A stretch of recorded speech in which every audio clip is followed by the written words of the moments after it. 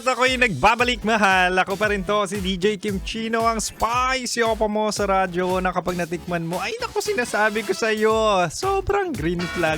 Ganun yung lasa. Di mo pa alam yung lasa nun, no? Kasi hindi ka pa nakakatikim ng tamang tao. Huy!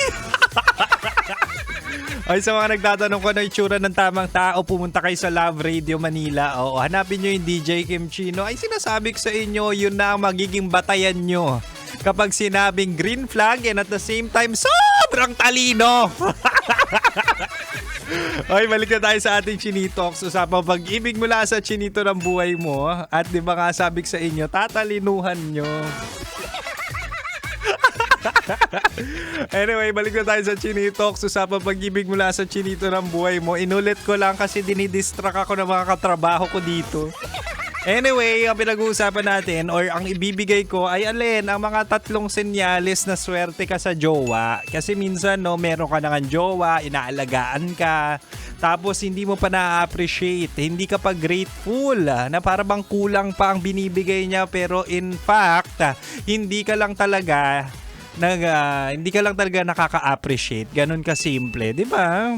Kaya naman, di ba nga, sabi ko sa'yo, eto na yung 3 senyales na swerte ka talaga sa jowa. Sabi ko kanina, recap na tayo, mahal. Una, ang swerte mo sa jowa kapag pinaparamdam niyang safe ka. Ito yung sinasabi natin na emotionally and mentally ay talaga nga namang hindi ka matatakot mag-open up.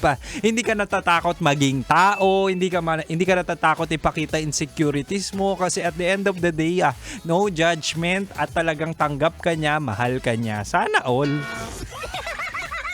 At ang pangalawa naman, mahal, sabi ko rin kanina, ang swerte mo sa jowa kapag consistent siya. Ito yung sinasabi natin na kapag hindi siya nagbabago. So kung paano kanya nilandi, paano kanya niligawan, o paano kanya minahal nung ikaw ay dugyot pa, ay ganun pa rin hanggang ngayon, di ba?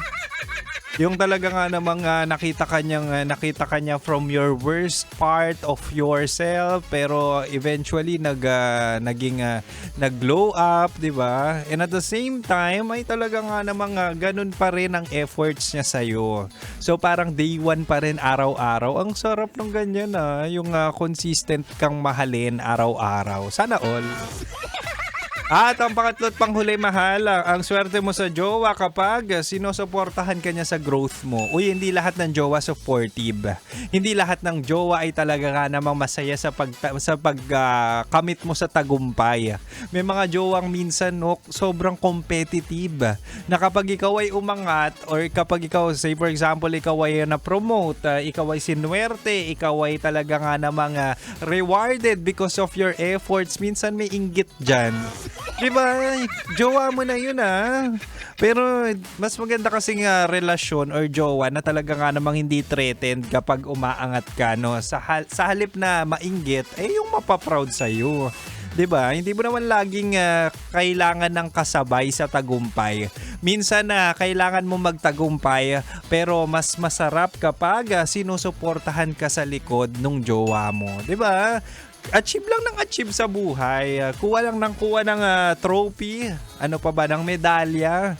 Tapos bonus points pa yun kapag nakita mo yung jowa mo sa likod, nakangiti at kumakaway, sinusuportahan ka. Yon ang swerte.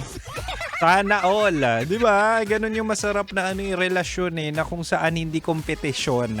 Kapag sinabing relasyon, it's partnership na kung saan dapat bigayan kayo ng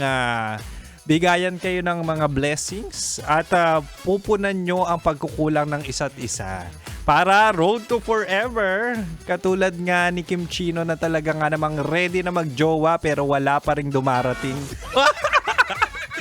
Oy, sige na. Ako'y sisibat na at sana no, bago matapos ang gabing ito, ay mag-thank you ka man lang. Kung ikaw ay may jowa, may asawa, 'di ba? Ang sarap siguro sa pakiramdam ng jowa mo kapag narinig niya, uy, thank you for loving me. Ganun ka simple, 'di ba? Ewan ko na lang kung di ka pa makascore. Siya, ako'y sisibat na, pero wag kang mag-alala, susunod na po sa akin sina Rocky Terra at Titan Jello sa kanilang programang Rocky Secret Files with Jello. Kaya mahal, dito ka lang sa istasyon na puno ng pagmamahal. Dito ka lang sa 90.7 Love Radio. Kailangan pa bang i-memorize yan? Basic.